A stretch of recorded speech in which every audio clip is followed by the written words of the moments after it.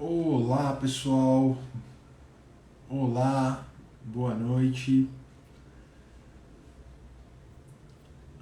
Boa noite, boa noite. Olá, boa noite. Nós vamos discutir hoje masculinidades e análise do comportamento. Muito bom ter vocês por aqui. Estamos só aguardando aqui o Thiago, que é o convidado da noite, aqui para conversar com a gente sobre masculinidades. Então, só aguardando um pouquinho, então, que a gente já conversa. Ó, Thiago, se você estiver por aí, é só pedir que você já participa, tá bom? Boa noite, Stephanie.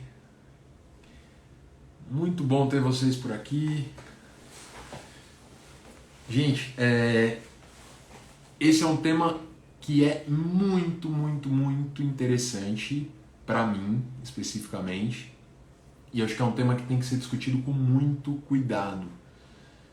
Porque muita gente fala sobre masculinidades e tal, algumas pessoas falam de forma que acaba, enfim, agredindo outras pessoas. A gente vai tentar aqui discutir de uma maneira mais despretensiosa, mais como um bate-papo, mas tentando trazer um pouco de uma discussão um pouco mais profunda, uma discussão que talvez faça com que a gente pense, tá? É um tema que para mim é muito importante, tanto como terapeuta quanto homem, né? Então isso é bem interessante. Estou só aguardando o Thiago Florencio entrar. Opa, Thiago, só pedir para participar aqui. Aí, maravilha.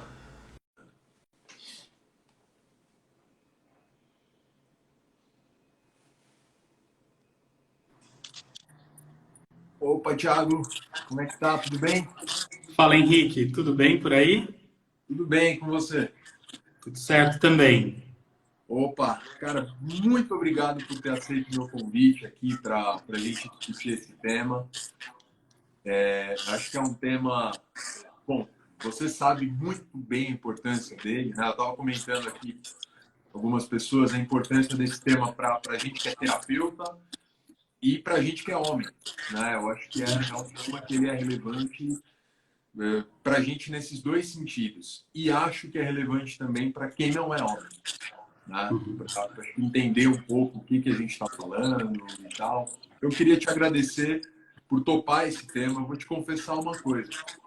Quando me convidaram para ser host aqui das lives aqui do Paradigma, a primeira coisa que eu falei é eu quero fazer uma live sobre masculinidade. Se eu não puder fazer, eu nem aceito. Aí o pessoal falou, não, beleza, pode fazer. Então tá. Então a gente só precisa organizar tudo e agora está acontecendo. Então, obrigado por me ajudar aí a trazer esse tema para o pessoal. Gente, vou deixar o Thiago se apresentar para vocês, para quem não o conhece, tá? Então, Thiago, por favor, se apresente aí para o pessoal. Bom, boa noite. Sou o Thiago, sou psicólogo, com mestrado em análise do comportamento pelo Paradigma, com formação em saúde e sexualidade LGBTQIA+. E confesso que, já que o Henrique abriu aí os trabalhos sobre sinceridade e tal, eu nunca me imaginei atendendo homens, né? Curiosamente, e aí acho que é importante eu colocar de onde eu falo, né? Qual é o meu lugar de fala. Eu sou um homem cisgênero, né? E gay. E como todo homem gay, lidar com a masculinidade é um problemão, né? Claro, acho que para todas as pessoas, mas enfim. E eu nunca achei que eu fosse trabalhar com homens E, curiosamente, nesse momento da minha carreira, eles são 95% do consultório, assim, da minha prática, né, no consultório. Adolescentes, jovens, adultos, mas com desenvolvimento típico, com desenvolvimento atípico, mas todos, grande maioria, homens, né? E aí, em parceria com alguns amigos, foi surgindo a importância de estudar e de entender sobre masculinidade, né? Como é que como é que isso se dá, como é que a gente aprende e como é que a gente trabalha com essas pessoas, né? Porque esse é o ponto. A gente está aqui na condição de psicólogos clínicos, né? Para tentar entender como é que tá e como é que trabalha com o sofrimento dessas pessoas, né? E, bom, eu também vou me apresentar fazendo nesse mesmo sentido que você. Eu também sou um homem, cisgênero e heterossexual. E acho que esse é o meu lugar de fala, né? E também tenho tido um aumento grande do número de homens. Desde que eu comecei, eu, na verdade, nem tinha pensado em me tornar terapeuta. Eu queria trabalhar com outras coisas quando me formei, mas foram aparecendo demandas e eu enxerguei claramente esse tema do que significa ser homem, né? Na clínica há mais de 10 anos que eu venho tentando desvendar cada vez mais isso. Então, acho que é um tema... Hoje, eu acho que cerca de 90% também dos meus clientes também são homens. E eu vou dizer uma coisa, todos trazem algum tipo de questão que a gente vai abordar aqui hoje, né? É difícil você encontrar. Eu acho que assim como a gente tem... Eu tenho visto, pelo menos, muitas discussões sobre mulheres e o que significa ser mulher, né? Eu acho relevante também a gente pensar o que significa ser homem nesse sentido, né? Mas eu fiquei intrigado com uma coisa, Thiago. Quando eu te pedi para fazer a... Quando eu te pedi um título, né? Você falou, vamos discutir masculinidades. E aí eu queria que você explicasse para o pessoal, você já me falou, né? Mas eu queria que você explicasse para o pessoal por que masculinidades e não masculinidade. Porque no Bom, eu acho que uma coisa que você disse eu tenho observado também, Henrique.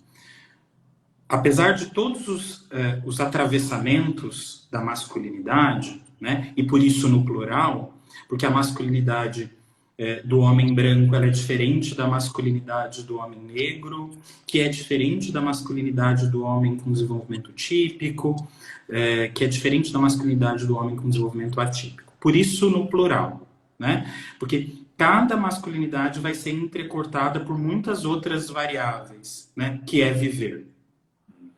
Agora, uma coisa que você descreveu que eu acho importante apesar de tão plural, né, eu tenho visto homens sofrendo de coisas que são talvez coisas diferentes, mas que têm origem no mesmo lugar. Que é o processo de se tornar masculino. Né? Então, embora sejam fenômenos, talvez seja um fenômeno entrecortado por muitos outros fenômenos, né? Ele causa um sofrimento nessa pessoa que está tentando se tornar masculino, né? Está tentando se tornar homem, tá?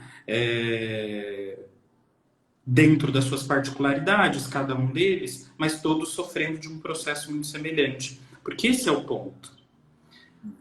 Esses homens estão sofrendo também. Esses homens também estão em sofrimento, né? E aí o que a gente faz com eles? Como é que a gente trabalha? E aí a gente precisa ouvir um pouco sobre quem trabalha e quem discute com questões de raça, questões de gênero, né? E todas essas conversas elas precisam se somar, né? Acho que isso é uma coisa importante de dizer. Não, legal, cara. E enquanto você estava falando, né, eu fiquei pensando muito, enfim, eu tenho estudado práticas culturais ao longo das minhas pesquisas e tal. E uma das coisas que eu discuti mais recentemente até em uma palestra é o que significa estrutural, né? Tem muita gente que fala assim, o machismo é estrutural, o racismo é estrutural, né? E aí, o que significa esse estrutural? Me chamou a atenção porque a gente está falando de uma prática cultural. A gente está falando de algo que é uma prática cultural que ela é tão difundida na nossa sociedade que é muito provável que eu tenha sofrido coisas muito parecidas que você, mesmo a gente não tendo compartilhado os mesmos ambientes, principalmente na infância, né? Acho que compartilha hoje no paradigma, mas isso faz com que a gente tenha ficado sob controle das mesmas contingências, ou, tirando o behavior de lado, mas em condições muito semelhantes. Então, que a gente aprendeu coisas muito semelhantes por causa disso, e isso é interessante que acontece no mundo inteiro. É claro que aqui no Brasil existem especificidades e tal, em São Paulo ou no Nordeste, por exemplo. Eu tenho, por exemplo, um cliente do Nordeste, e lá é muito diferente do que aqui. A história dele no Nordeste foi muito mais... teve algumas especificidades da região específica que ele mora, que eram diferentes da Zona Norte de São Paulo, que é da onde eu sou. Né? Então, acho que ainda que exista essa especificidade, o geral é muito, muito parecido. Você sabe que esse tema, ele já vinha me tocando, mas ele me tocou muito mais quando eu assisti um documentário. Não sei se você já assistiu ele, que é aquele O Silêncio dos Homens. O Silêncio dos Homens.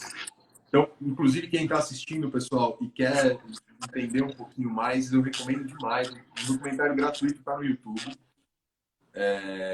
Lá eles vão discutir um pouco de masculinidade, né? Em vários níveis diferentes. Né?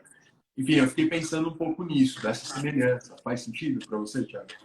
É que eu acho que quando você está falando, por exemplo, né, de uma diferença de um cara que mora no Nordeste do país e de um cara que mora na capital de São Paulo, né, São Paulo capital, isso também são masculinidades diferentes. Ok?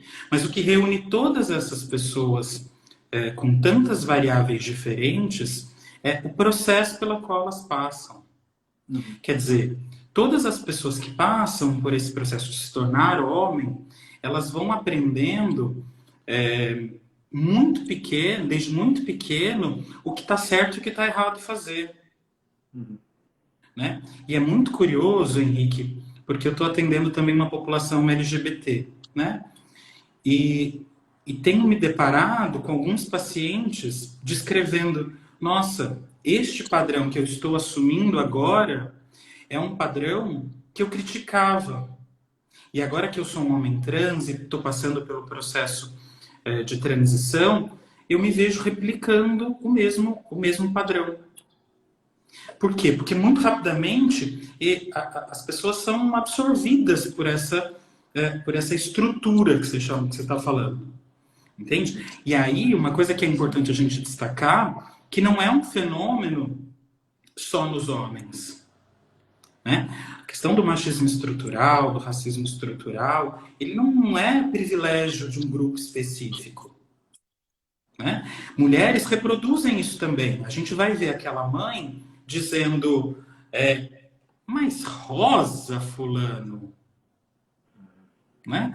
Ela talvez seja muito menos violenta do que aquele amiguinho que vai falar, pô, rosa é de viadinho. Talvez ela seja muito menos violenta, mas ela também vai contando para o menino de 6 anos, de 5 anos, o que é esperado dele ao se tornar homem. Né? Aquela professora da escola, ela vai entregar uma folha de papel sulfite azul para ele. Okay? Ele tem 4 anos. Ele vai ser, naquele processo de alfabetização e tal, não sei o quê, ele vai ser separado com glitter, com purpurina, com lantejola verde, amarela, azul. O rosa, o vermelho é separado para um outro grupo de pessoas. Né? Então ele vai aprendendo, e veja, quando eu estou dizendo, é para a gente ter muito claro de que existem questões muito agressivas, ok? Então existe aquele adolescente que vai falar para o amigo, porra, você não pegou ninguém ainda? É viado?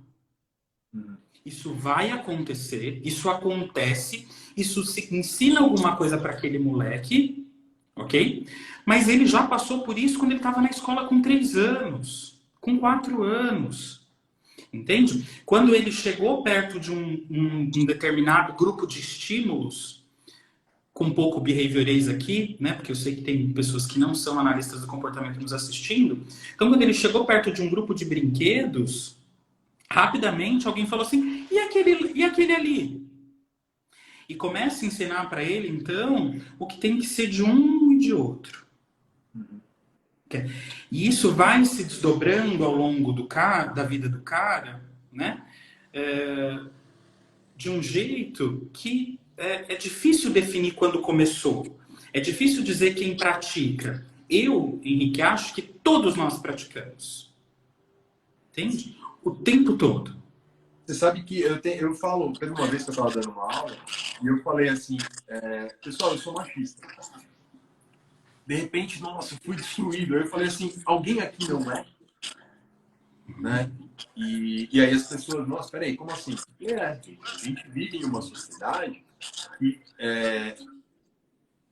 eu tenho privilégios, mas eu sou submetido as mesmas condições também, né? Desde que eu nasci.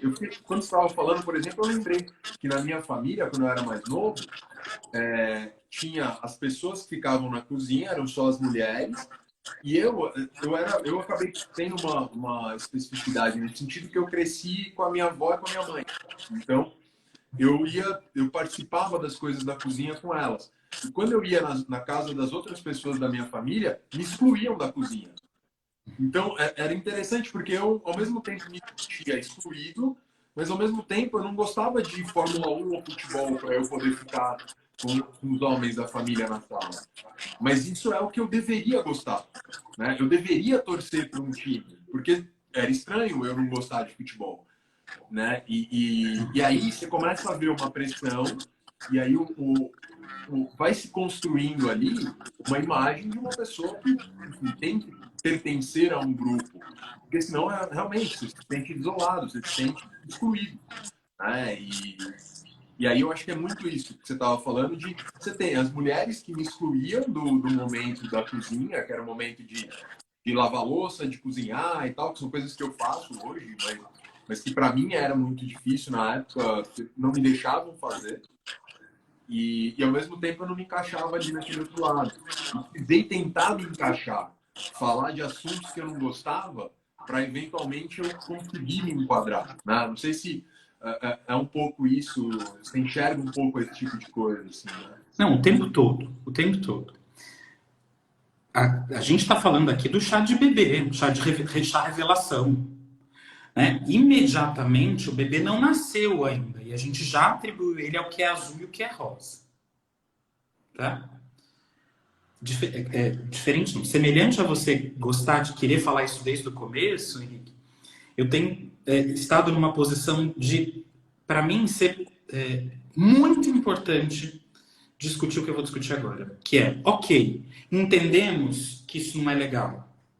Okay? Entendemos que o Henrique, lá, quando ele tinha 10 anos, ele queria ficar na cozinha.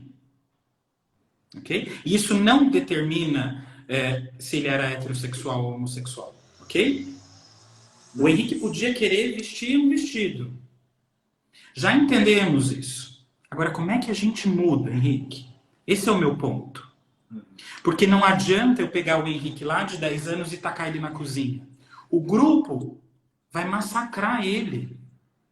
Entende? O grupo devora homens sensíveis. E não é só o grupo de homens. O grupo de homens é muito mais agressivo.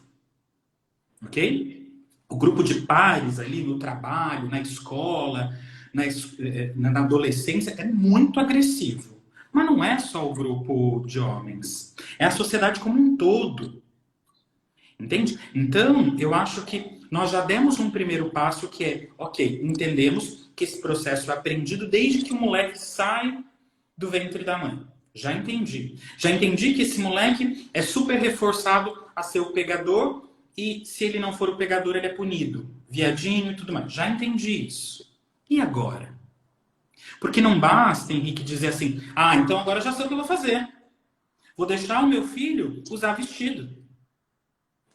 Ok? Vou deixar o meu filho ficar na cozinha com 8 anos.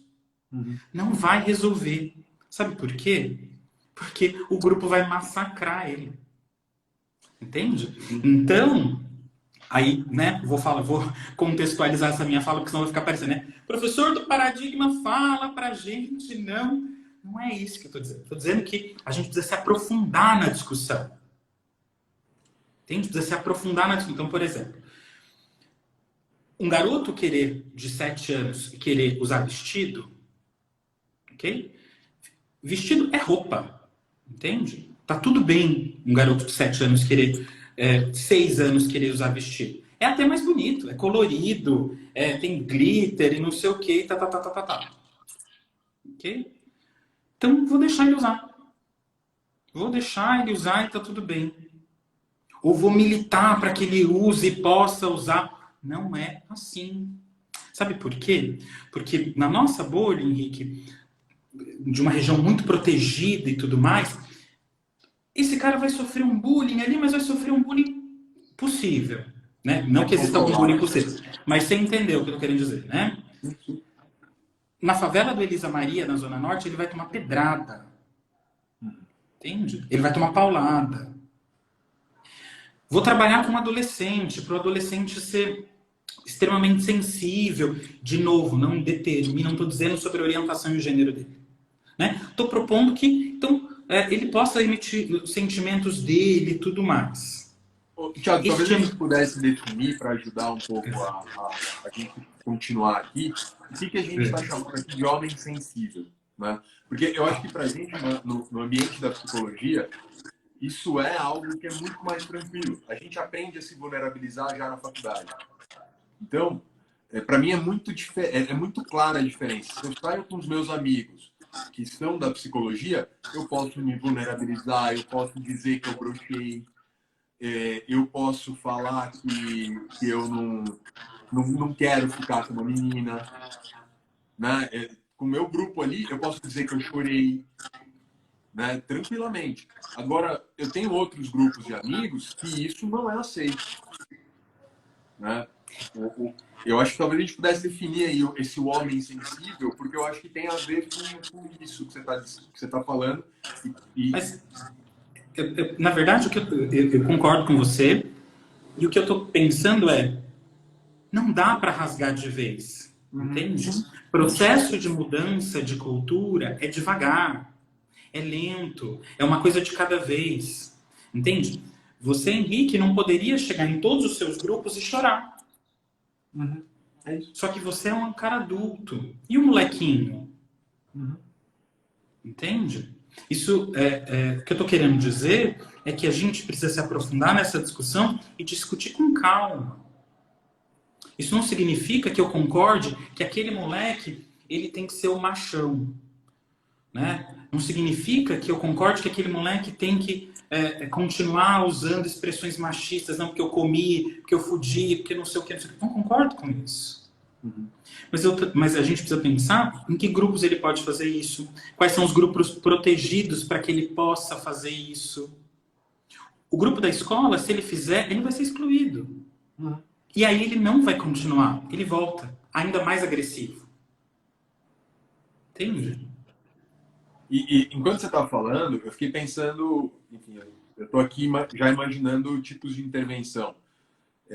Porque me parece que a gente tem que trabalhar muito com autoconhecimento do que você gosta ou o que você não gosta, com autocontrole, nesse contexto, você não vai fazer aquilo que você tem vontade de fazer, você vai ter que aqui usar uma máscara.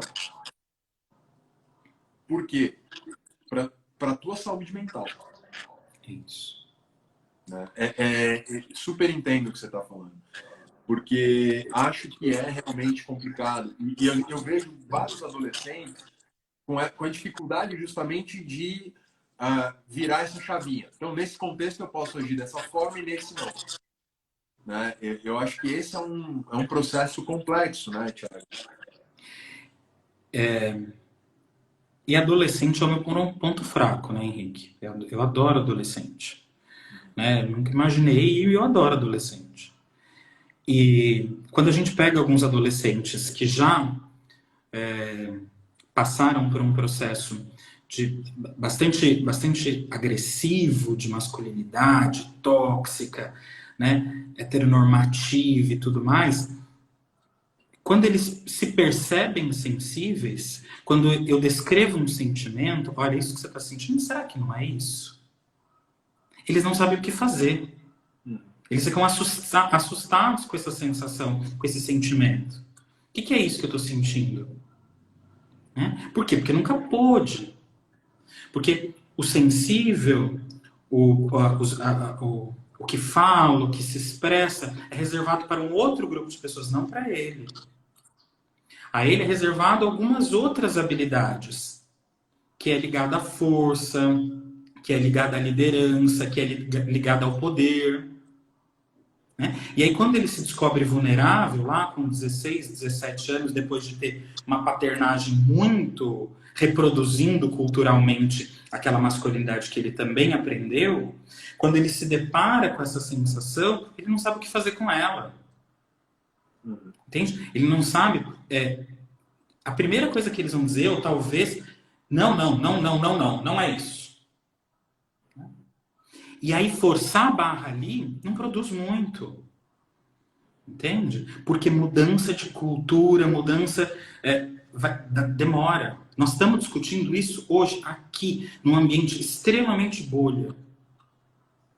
Entende? A gente precisa ir encontrando maneiras de furar essa bolha, entende? E de maneiras de respeitar o limite desses caras que estão na nossa frente.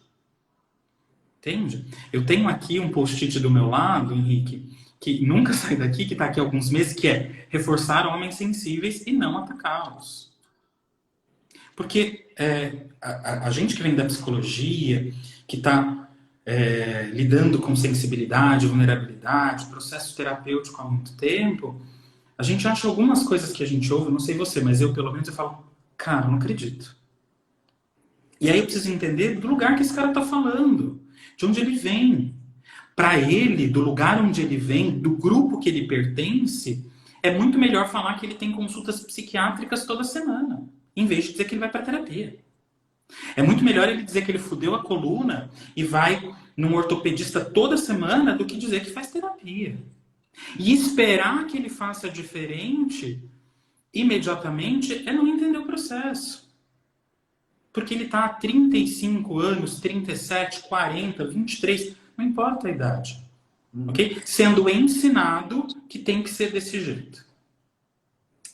Você sabe que, pensando nisso, eu fiquei pensando em alguns clientes meus que eu já atendi, que eram mais velhos, inclusive. Eu acho que é mais difícil, né? Eventualmente, você... O pessoal, assim, ainda mais da nossa idade, acho que é mais fácil da gente conversar. Pessoas que já estão há muito mais tempo, né, nesse ambiente é mais complicado. E eu lembro que uma estratégia que eu usava para conseguir acessá-los era falar, não, porque você é um cara inteligente, você entende, né, que o mundo às vezes mudou, que a gente hoje em dia não precisa mais olhar desse jeito. Mas eu não preciso dizer isso para você porque eu sei que você sabe. Porque me parece que se eu chegasse e fosse tentar discutir alguma coisa, esse cara ele ia chegar, ele ia simplesmente se fechar para mim. Eu ia perder.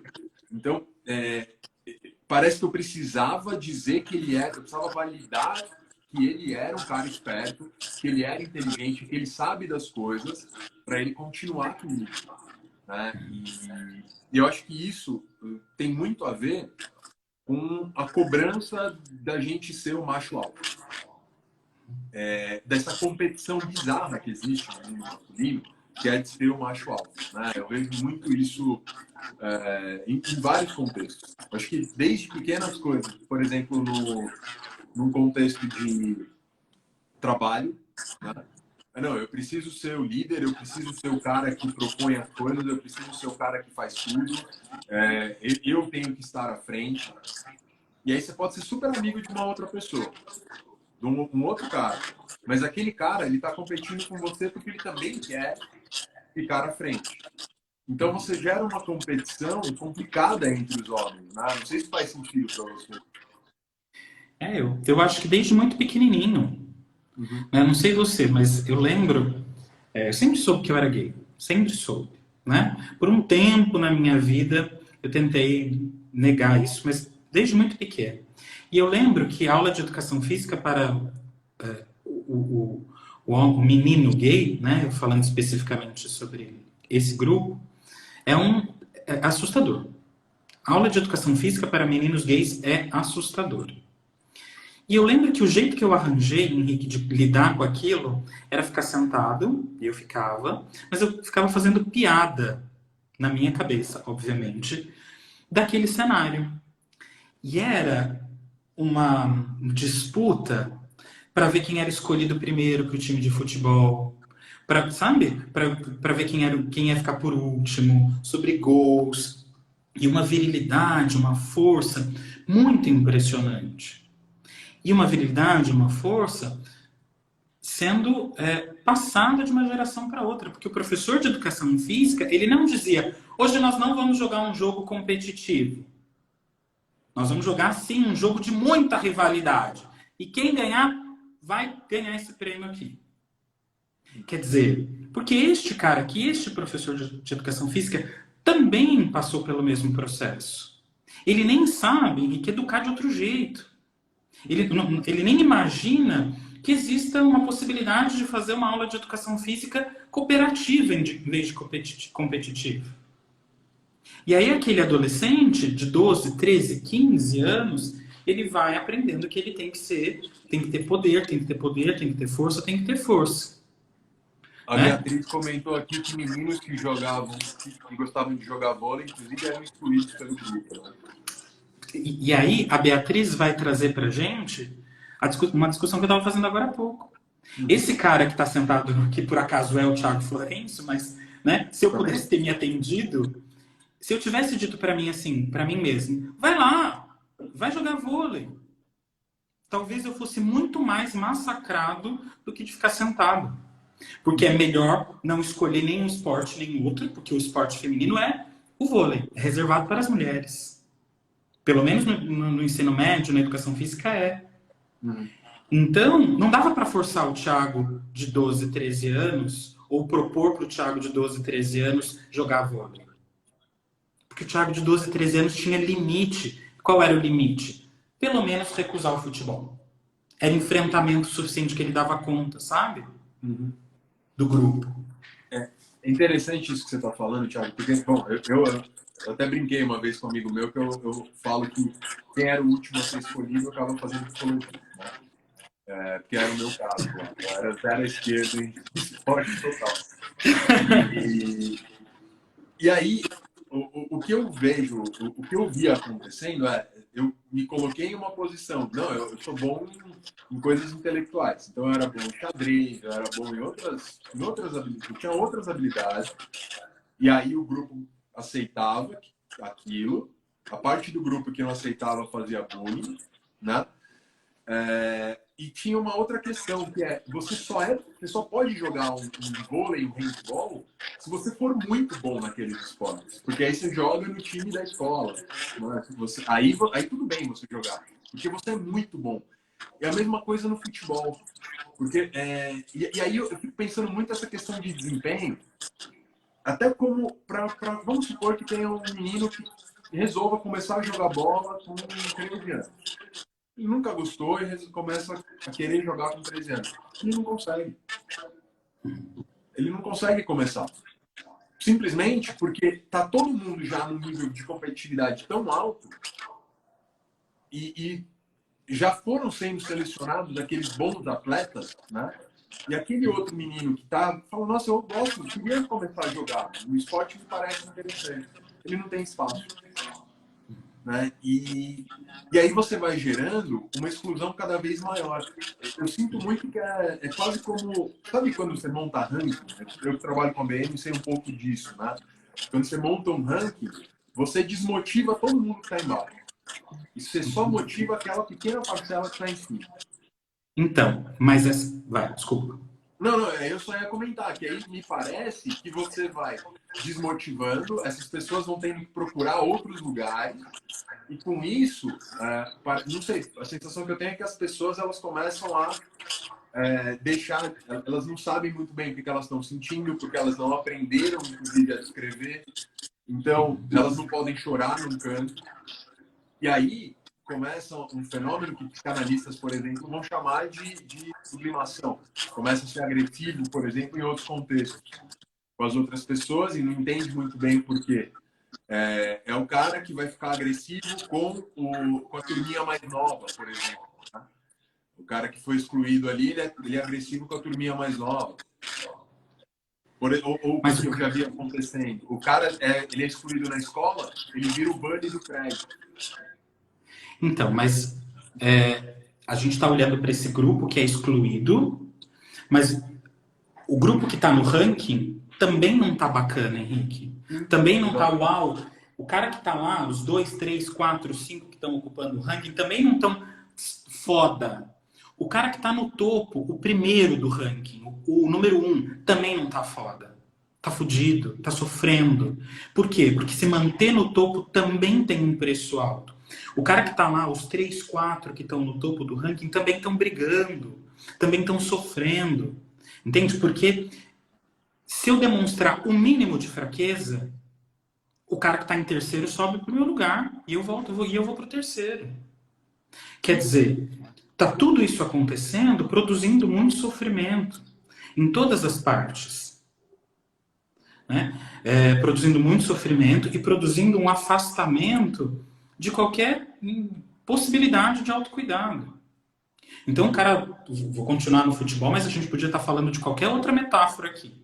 O cara do futebol, ele está com o joelho travado e ele sabe que não pode jogar mais, mas ele toma remédio, analgésico, para poder jogar, porque senão ele vai para o banco.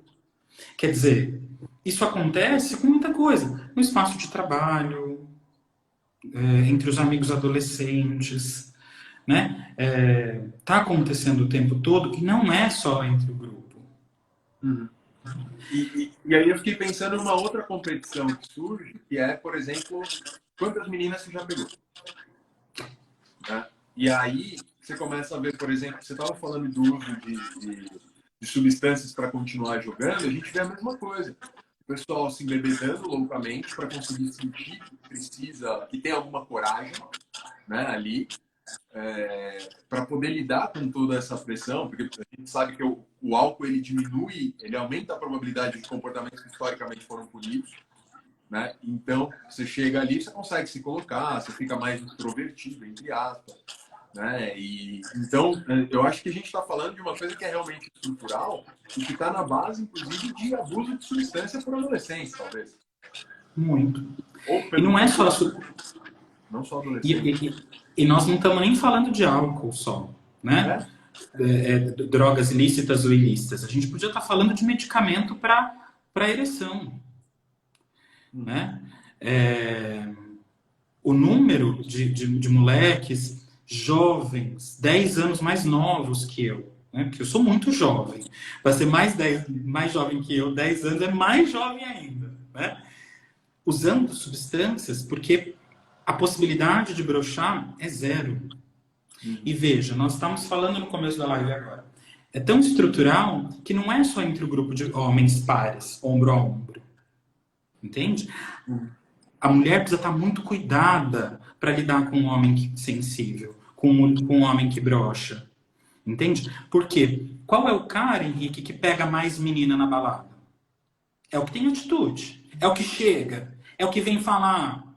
Né? Não é aquele que manda recado. O cara que fala assim, ajeita sua amiga pra mim. Pronto, a menina fala, não gosto de cara direto. Quer dizer, ela também está contando que tipo de homem que ele tem que ser. Ele tem que ser aquele homem que chega, aquele homem que põe a mão, aquele homem que toca. É esse o homem que pega muitas garotas. Né? Claro, a gente está falando aqui de uma maneira geral. Okay? São pessoas e pessoas e pessoas. Alguém que pode estar nos ouvindo pode falar, não, mas eu não. Entendo. Mas tem um grupo que sim. Um grupo que seleciona seus parceiros E aí, o outro grupo, né, que é o dos meninos, ainda mais, né, cara? Porque eles disputam. Peguei 13, 8. E aí, quando você faz isso, quando você desempenha esse papel que é o esperado, um papel muito próximo da masculinidade hegemônica, né? Você tem muitos acessos. O grupo te dá muitos acessos. Você é o líder, você é o foda, você é convidado para todas as festas, você... E aí você se sente na obrigação de manter aquela posição. Né? Fica cada vez mais difícil qualquer fraqueza entre aspas, né? Lembrando que o que a gente está chamando aqui de fraqueza não é fraqueza. Esse conceito para a gente não faz o menor sentido. Né? E acho que, enquanto estava falando, eu fiquei lembrando inclusive de uma amiga minha da época do colégio, que eu não conseguia, eu era apaixonado por uma menina, eu não conseguia falar com ela. Ela falou assim: você tem que ser mais homem. Né? Hoje, essa minha amiga virou e já me pediu desculpa por ter dito aquilo, mas eu lembro que aquilo ecoou na minha cabeça. Eu falei: como assim eu preciso ser mais homem? Eu não sou homem? Né? E aí isso, e ela falou: não, você tem que ser agressivo. E, cara, isso é muito importante, porque a gente muitas vezes, quando está lidando atendendo homens, a gente está lidando com o agressor. E aí é muito complicado, porque você está vendo alguém que está agredindo claramente outra pessoa, e aquela agressão ela é mantida pelo grupo que ele vive, né? Em vários níveis. E que é difícil para ele não agredir, porque se ele não agredir, ele é tido como fraco. É quase como se tivesse uma dicotomia muito clara. Se eu não agrido, eu tenho um problema. Né? Eu sou excluído. E inclusive dentro da própria casa. A própria pessoa que sofre agressão algumas vezes valida a agressão que é feita. E eu acho isso tão, tão difícil da gente lidar. Você chegou a pensar alguma coisa nessa linha, cara? Eu acho que a gente precisa tomar cuidado, assim, né? Primeiro que numa agressão, né, seja qualquer movimento violento, né, a culpa é sempre do agressor. Né? Não é isso que nós estamos dizendo aqui. Né? Claro. A culpa é sempre de quem pratica agressão. Né? O que a gente está tentando fazer é entender por que ele pratica agressão e por que continua agressivo. Por que continua violento. Né? E um jeito de olhar para isso é que quando um cara ele é violento, ele produz reforçamento positivo, e aí vou tentar não ser muito comportamentalista, mas é isso. É atenção, ele é o centro do grupo, ele é líder, ele é convidado para festas, porque ele é machão, porque isso, porque aquilo. E ele produz também o que a gente chama de reforçamento negativo. Ele afasta qualquer possível piadinha, ideia de fraqueza, ideia de feminilidade, ideia de passividade, qualquer coisa que é atribuída ao feminino. Então, quando o cara é violento, quando ele é agressivo, quando ele é bruto, ele produz essas duas consequências ao mesmo tempo. Né? E isso vai mantendo, porque ele vai ensinando o outro, e vai ensinando os outros amigos, quer dizer, vai ensinando filhos. Né? E entender esse fenômeno, né, que vai sendo perpetuado e tudo mais, ajudar esse cara a construir novos jeitos de lidar com isso. Uhum. Mas essa mudança demora. Demora. Né? Ele precisa de grupos protegidos, mesmo que esse primeiro grupo seja só a terapia. A terapia e a esposa. Né? Mesmo que esse grupo seja ali um amigo, o irmão, a irmã e a terapia. Né? Para que ele possa contar quem ele é. E aí, quando eu estou aqui, né, com o meu cartazinho não atacar, é porque tem pacientes que vêm e me contam, e falam, clientes, e me contam que fizeram uma violência no trânsito, ou seja um palavrão, ou seja um gritar, ou, enfim, qualquer tipo de violência, né? E me conta e fala assim, eu não devia ter feito. Ou eu poderia ter feito de outro jeito. só esse movimento dele entender que poderia ter feito de outro jeito, que tinha outra possibilidade, para este cara pode ser um primeiro passo. Porque aí a próxima pergunta do terapeuta é, mas então por que você fez? E aí ele te conta por quê. Ah, porque tinha um monte de gente olhando. Se eu não fizesse, se eu não fosse isso, ia me tirar de otário. Quer dizer, ele está te contando o grupo que ele pertence. Que às vezes ele não se sente, inclusive, incluído no grupo. Ele não se sente parte daquele grupo. Né? Ele não se identifica com o grupo. Isso eu acho que é muito interessante. Uhum.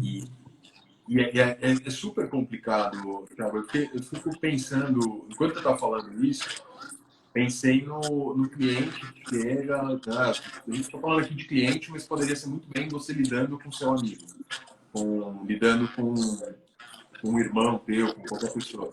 Mas a pessoa que chega e conta que fez alguma coisa ali.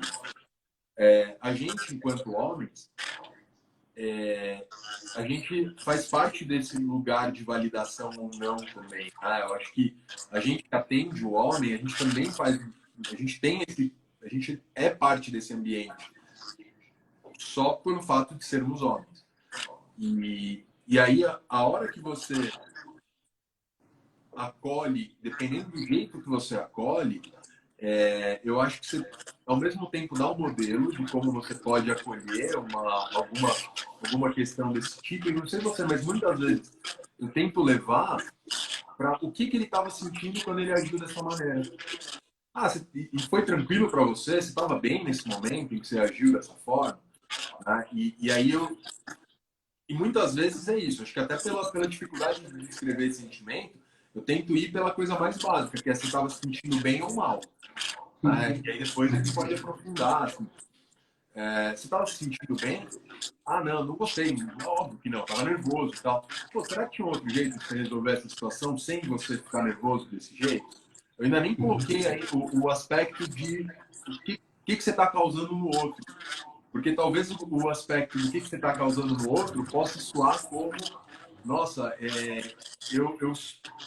eu sou uma besta. Ou, você está me dizendo que eu errei? E o cara vai embora. Né? Então, não sei se você pensa alguma coisa nessa linha também. Eu vou muito por aí. Olha que curioso, Henrique. A maioria dos meus pacientes hoje, se não sabem que eu sou gay, eles devem desconfiar. Né? Porque, embora eu tenha símbolos masculinos, né, barba, essas coisas, eu não performo uma masculinidade, né, hegemônica, como é esperado e tal, não sei o quê. Pelo contrário, né?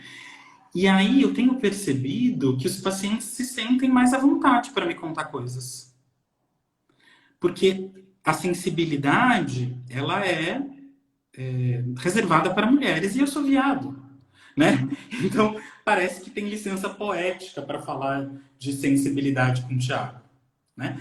Uma parcela grande desses pacientes, Henrique, eles vêm de colegas, mulheres que falam, atendem a esposa e falam, atenda o marido, né? O companheiro, a grande maioria. E aí vem com essa coisa de eu posso contar tudo para você, posso ser mais sensível, posso me expor mais com você. Por quê? Porque afinal de contas eu sou gay. Né? E o gay é muito mais próximo da mulher dentro desta masculinidade hegemônica. Entende? E aí a sensibilidade vem mais fácil. Né? Mas é isso. Você sabe que eu acho que para conseguir um pouco isso, eu preciso me vulnerabilizar muito. Eu faço muita autorrevelação, algumas vezes até crio alguma situação semelhante. Por exemplo, discutir. Tem alguns temas específicos que são muito difíceis de conversar com homens. Por exemplo, sexo.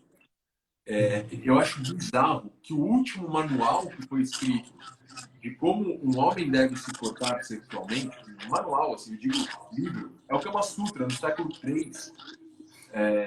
E está cheio de práticas machistas. Né? Você vê o problema que a gente tem de educação sexual. No ponto que eu preciso contar que eu já brochei, né? E que é natural, e eu vou falando, daquele jeito que eu falei para você, assim, não, porque eu já brochei, assim, eu não preciso dizer para você que isso é uma coisa mais natural do mundo. Às vezes a gente está ansioso mesmo, às vezes a gente está com alguma coisa na cabeça e a coisa não rola. Então tudo bem a gente não querer às vezes transar, né? E eu vejo isso, esse aspecto sexual, até com quem eu tenho tenho um vínculo muito bom e tenho muita intimidade com alguns clientes, é difícil para eles tocar no assunto. É uma sessão que eu vejo mais truncada, ou mesmo conversas com amigos, assim, eu vejo mais truncado. E eu acho que para a gente ver isso não precisa muito. Vai na sala de espera de um urologista e tenta olhar no olho de qualquer pessoa que está ali. Né? De muito diferente de uma sala de espera de um ginecologista, que as mulheres estão conversando e discutindo. Eu acho isso muito, eu acho um tema muito delicado para conversar, né, sobre sexualidade, sobre sexo ou de qualquer. E uma vez eu escutei de um paciente assim: eu vou te contar umas coisas, mas eu não sei se você sabe o que é. Aí eu falei: olha, pode ser que eu nunca tenha visto um corpo feminino, mas uma ideia eu tenho. Tenta me contar aí, para ver se eu, né, experimento, para ver se eu. E se a gente não traz bom humor, se a gente não traz. A sessão fica sisuda, difícil, né? Quando eu atendia presencialmente, Henrique, agora online pouquíssimo, né? Mas quando eu atendia presencialmente, eu tinha pacientes que queriam horários tardes para o consultório estar fechado, ter pouca gente no prédio, né? Que não pegavam Uber na porta do consultório, né? Porque fazer terapia, né? Você tem qual é o seu problema? Qual a fraqueza, né? E aí esse cara está sofrendo porque ele está broxando. Entende? Esse cara está sofrendo porque ele não vê o filho faz 40 dias. Entende? Ele está sofrendo. O que a gente faz com isso? E como é que a gente cuida deste cara sofrendo? E pior, sofrendo sem assumir que está sofrendo. Então, a terapia tem que ser encaixada dentro daquele horário do almoço, que era um horário, ou depois que ele já cumpriu todas as atividades. Né? Ou o moleque adolescente, ele não conta que vai na terapia e discute sobre garotas. Ele sequer fala que tem um terapeuta gay. Imagina, né? Ele conta que vai na terapia porque tira nota baixa na escola. Porque ele está se fudendo com as matérias. Né? Por isso que o terapeuta ajuda. E, na verdade, faz um século que não fala de nota e de escola. Né? Mas para os amigos, para o grupo, tem que passar essa imagem. Não, o problema é só as notas. Quer dizer, isso acontece tanto e o tempo todo e o cara está sofrendo. Né? O cara que está na nossa frente, e eu não sei a sua experiência, cara, mas os que chegam até mim, às vezes, é um sofrimento muito intenso. Porque esperou chegar ali, ó, não aguento mais.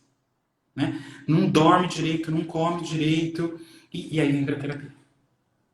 E eles não conseguem escrever muito bem, né? Nada, na verdade. Eles têm, inclusive, eu tenho uma sensação de que a maior parte dos homens que eu atendo, eles têm dificuldade em descrever as situações que eles estavam.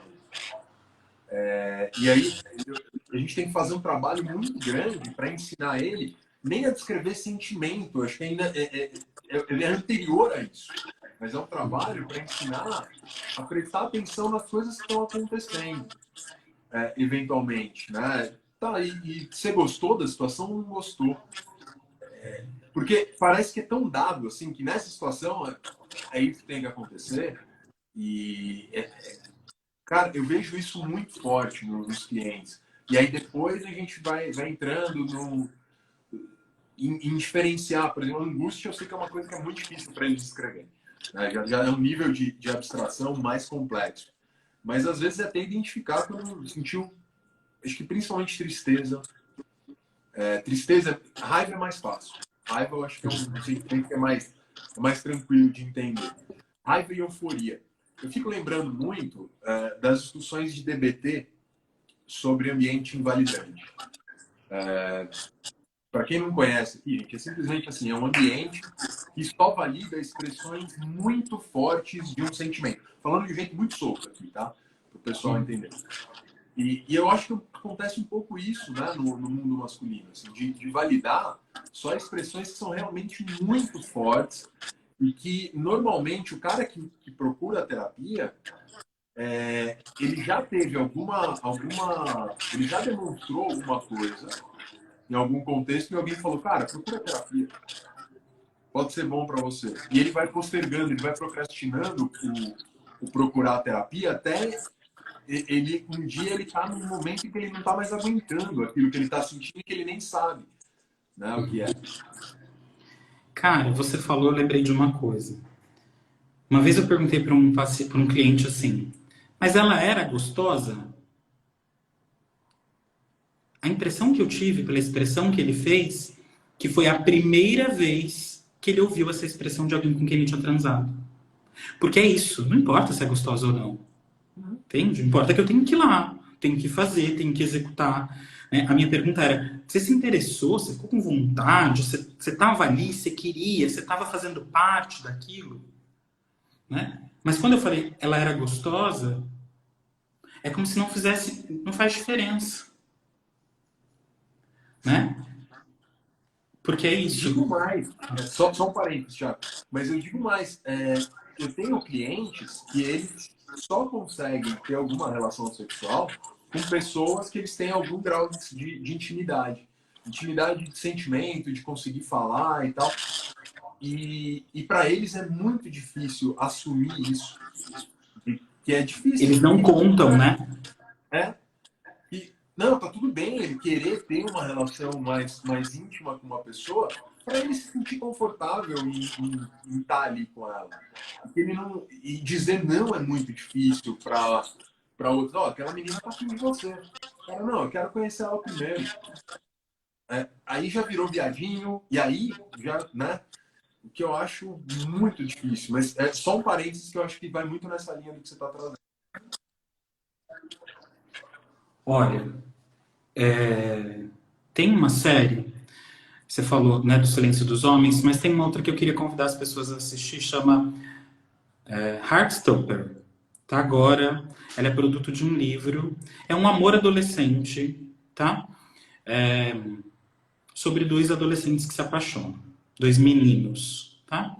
Mas o ponto importante para essa nossa discussão hoje é que um deles é o líder do rugby, porque não é o líder do rugby. Pensa no menino padrão, adolescentes, de 16 anos, tá, Henrique? Padrão. Loiro, bonito, forte, joga, melhor atleta, enfim, tudo ali próximo de uma masculinidade hegemônica. O que é masculinidade hegemônica? É a ideia do homem perfeito, tá? Este garoto lá, ele chama Nick. Ele tá neste grupo. Né? Ele é esta pessoa. E aí ele começa a se apaixonar por um cara, e a gente não vai discutir aqui a questão LGBT dele.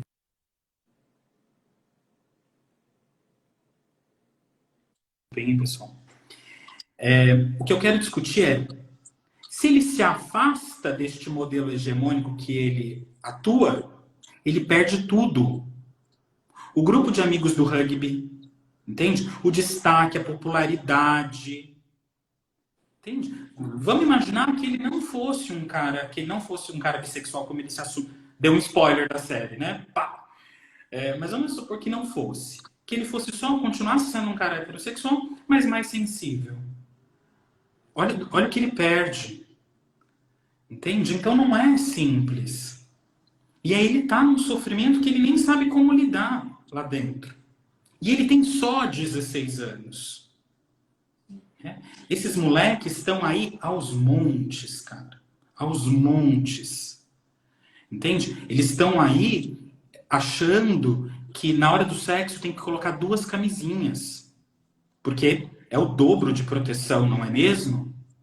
E não podem perguntar isso, porque você vai assumir para o seu companheiro, para o seu parceiro, para o brother, que não sabe usar camisinha? Então, eles estão aí aos montes, e a impressão que eu tenho é que, e aqui é muito pessoal que eu vou dizer, mas toda vez que eu atendo um adolescente, né, e eles devem estar aí, né, pode ser que estejam me assistindo, porque não dá para negar Instagram para paciente adolescente, né?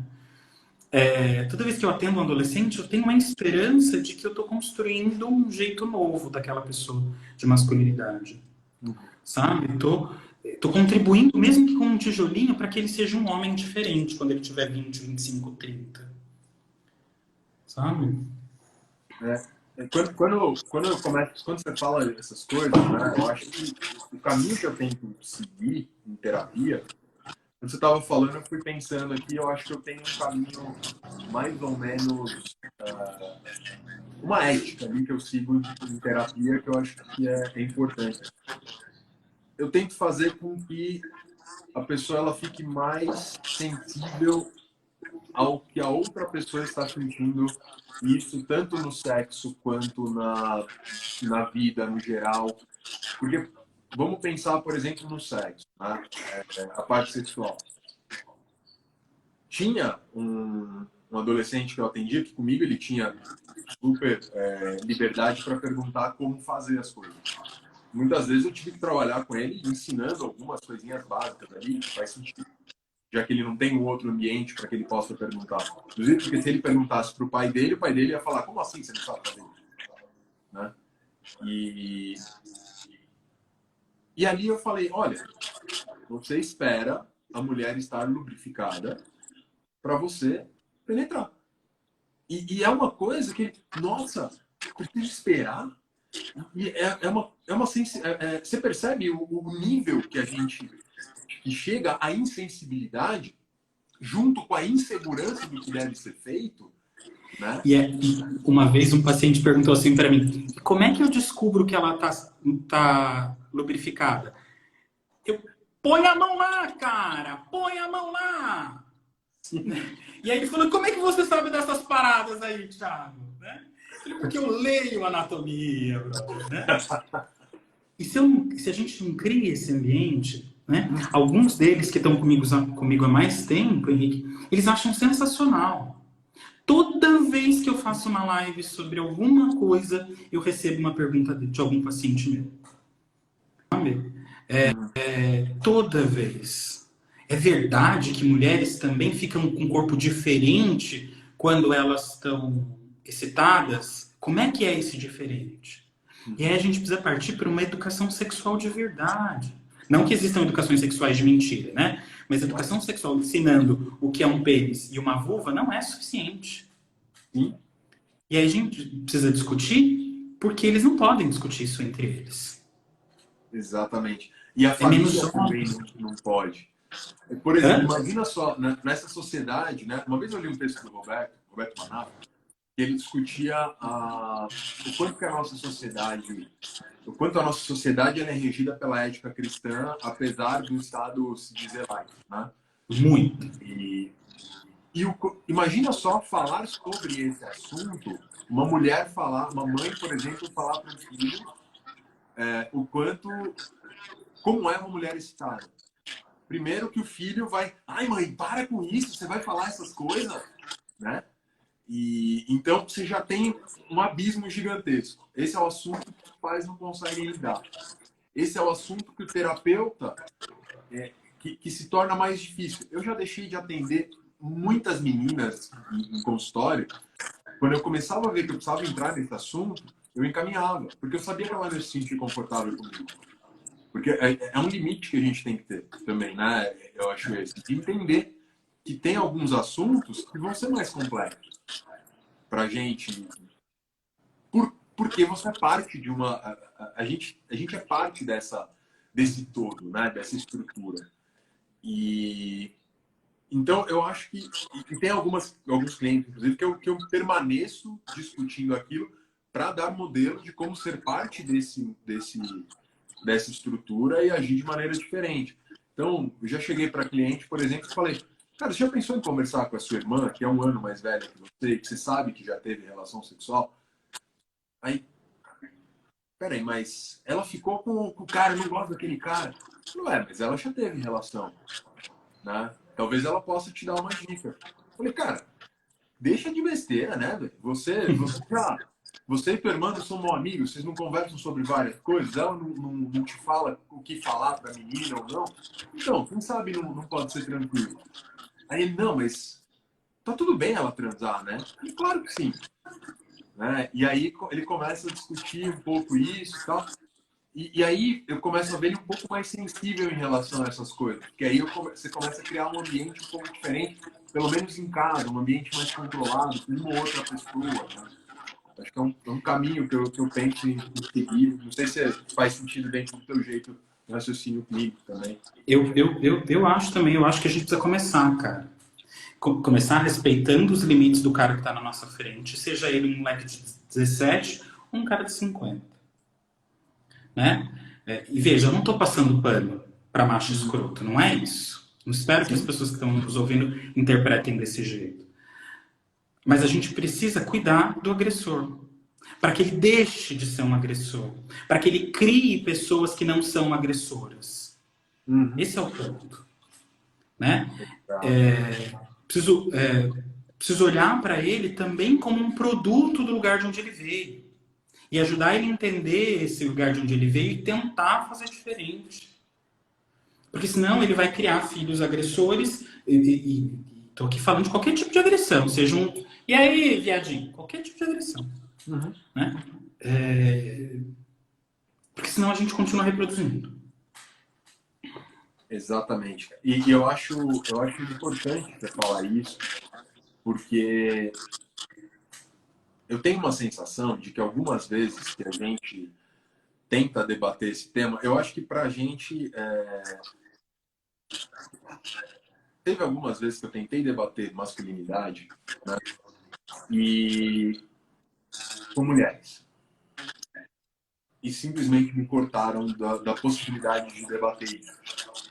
E o que eu queria era saber como lidar com isso. E eu acho que isso acontece porque o sofrimento da mulher também é muito profundo. Muito, muito. Muito profundo. E a gente nunca vai entender a profundidade que é. Nunca. E sabe qual... vou te cortar só uma coisa para fazer um recorte aqui. Sabe qual é a grande questão, Henrique, quando a gente vai discutir com mulheres? Muito rapidamente, a gente, sem querer, ou às vezes querendo, a gente quer roubar o protagonismo do sofrimento delas naquela discussão. Porque é o caminho natural, com todas as aspas, que a masculinidade nos ensinou. Entende? E as mulheres estão queimando seus sutiãs há muito tempo e a gente tem muito a aprender com elas. Muito. Muito a aprender. Entende? E aí, rapidamente, a gente vai para um lugar protegido que é de protagonismo do homem de novo. E aí as mulheres repelem mesmo. Cara, tem um livro que eu comprei aquele livro do feminismo e análise do comportamento, inclusive, não é porque é vendido pela editora Paradigma, não, tá, gente? Não é merchan só da firma, não é isso. Mas é um livro que é realmente importante.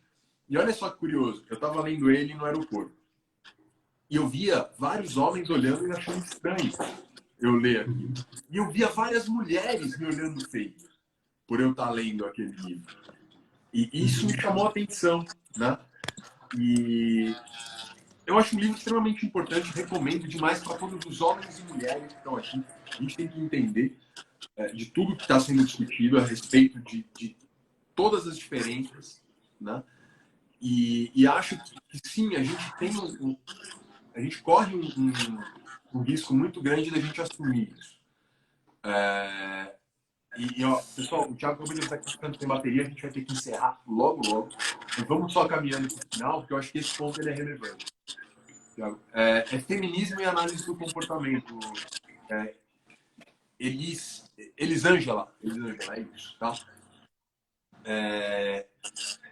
E aí, eu acho que quando a gente está debatendo isso, do quanto que a gente pode ou não pode entrar na discussão, e a hora que você trouxe a questão da gente, de alguma maneira, trabalhar com o agressor, quando a gente fala em homem, enquanto agressor, eles têm maiores chances de se abrir com a gente, que é terapeuta homem. Eu acho que esse é o primeiro ponto. Eles têm maior chance de se abrir com a gente. E se a gente não fizer nada em relação a eles vão continuar reproduzindo. A gente vai ter cada vez mais pessoas agressivas, produzindo cada vez mais pessoas agressivas. Né? Sabe uma pessoa com quem eu tenho tido um diálogo muito bom, com a Luana Flor. Luana Flor tá na outra moeda do que eu tenho discutido, do outro lado da moeda. Né? Trabalhando com feminismo, se especializando, é especialista no atendimento de mulheres. Eu e a Luana, a gente tem um diálogo muito bom. Mas ele é difícil mesmo, se estabelecer. Sim. Né? Perfeito. Não, eu acho que eu precisava comentar pelo menos esse ponto final, porque eu acho que é importante a gente abrir algum espaço para a gente discutir e acho que é importante a gente dizer que a gente está aprendendo também, né, Thiago? Porque, como você falou, é muito novo tudo isso que a gente está discutindo, né? O tempo todo. O Então, tempo todo. Acho que a gente está aprendendo o tempo todo. E aí tem um artigo meu, do Danley Ribeiro e do Alex Valério, que acabou de ser publicado pela Perspectivas, que também é do Paradigma, sobre masculinidades. merchan da firma, sempre. Claro, claro. E quem quiser discutir um pouco mais, estudar um pouco sobre isso, vai procurar o Danley nas redes sociais. Ele está trabalhando com masculinidade há muito tempo. Ele tem um recorte da raça muito importante, Henrique.